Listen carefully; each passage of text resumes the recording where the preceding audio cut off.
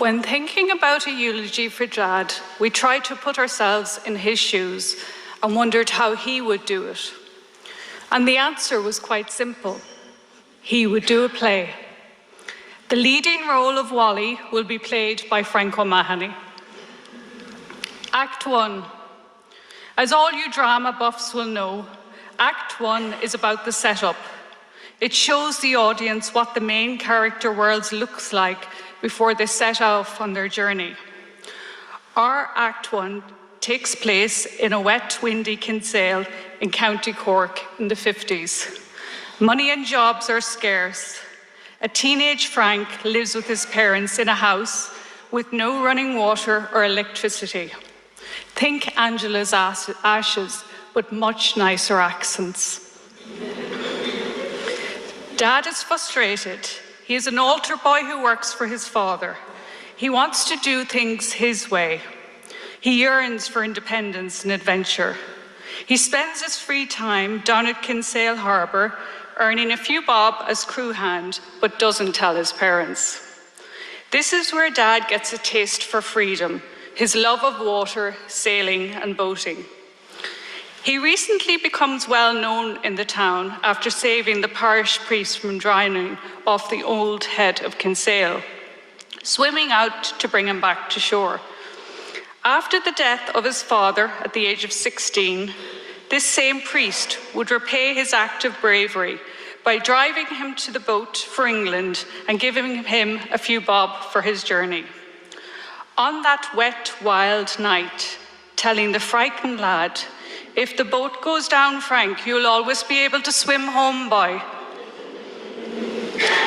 Dad arrives in London a few days later, gets a job as a welder, and is put up in digs, getting a good hearty breakfast every day, filling his pockets with bread and jam when the landlady wasn't looking. A little wet behind the ears, he naively corrects people when they call him Paddy rather than Frank. Dad is soon earning enough money to send home to Kinsale for his mother, and within a few months she is moved over, living in London, from Angela's Ashes to the Big Smoke.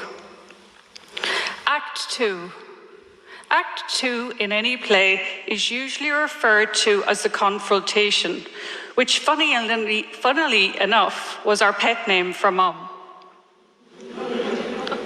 Dad met Mum when he was 19. He had just bought himself a Triumph 350cc motorbike, a real babe magnet. He met Mum in Camden Town, and it was love at first sight. Mum loved that motorbike. They got married in Kilburn.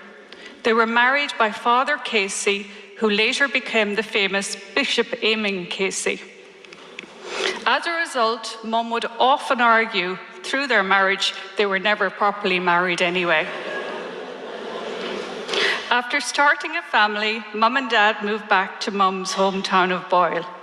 Let's be honest, Mum was always going to get her way.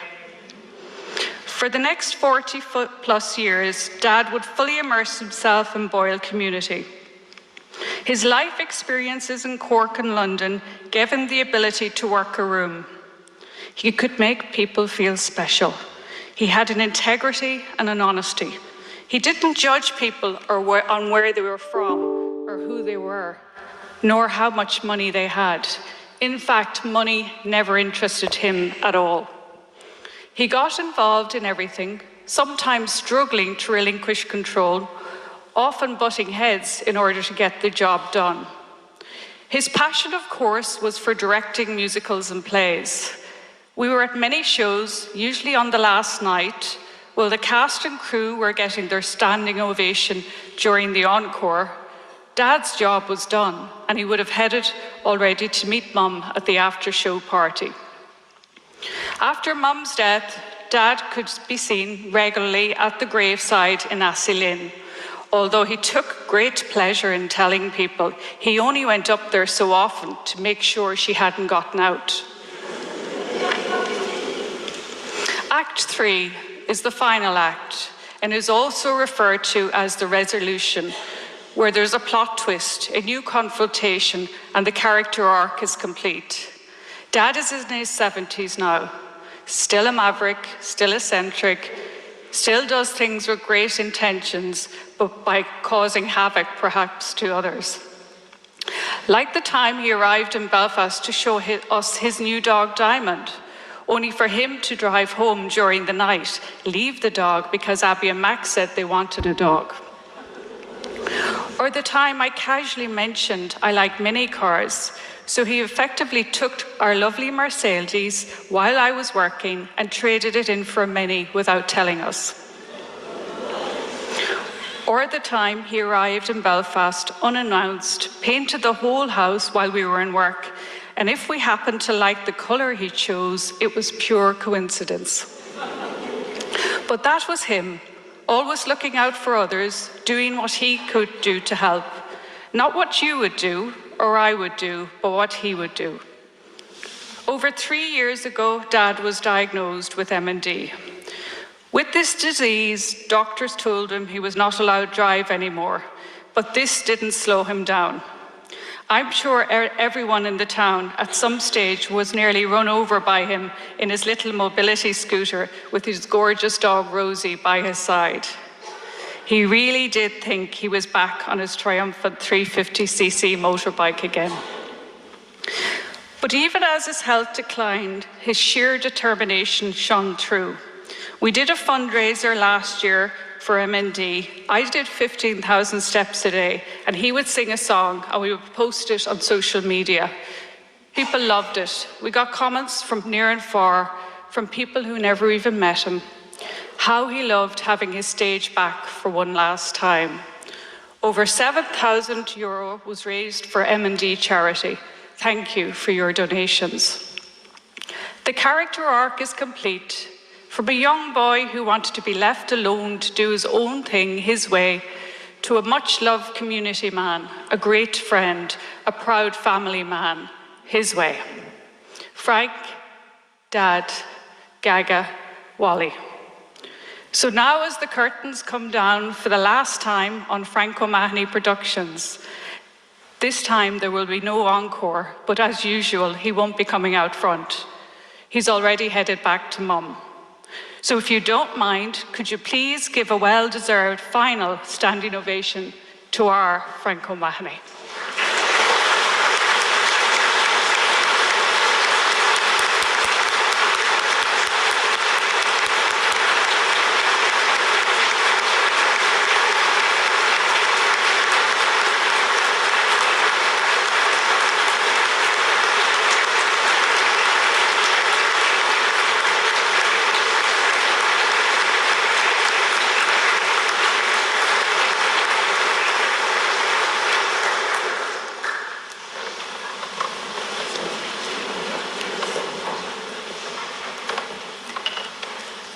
A very favourite saying of Dad's was, "Time and tide wait for no man." No one can escape the passing of time. He also believed that you are only as good as the memories that you leave behind. Today, of course, is all about celebrating his life. He is Gone, a poem written by David Harkins. You can shed tears that he is gone, or you can smile because he has lived. You can close your eyes and pray that he will come back, or you can open your eyes and see all that he has left. Your heart can be empty because you can't see him, or you can be full of the love that you shared. You can turn your back on tomorrow and live yesterday, or you can be happy for tomorrow because of yesterday. You can remember him and only that he is gone, or you can cherish his memory and let it live on.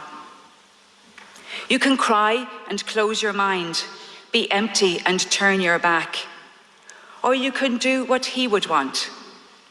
Smile, open your eyes, love, and go on.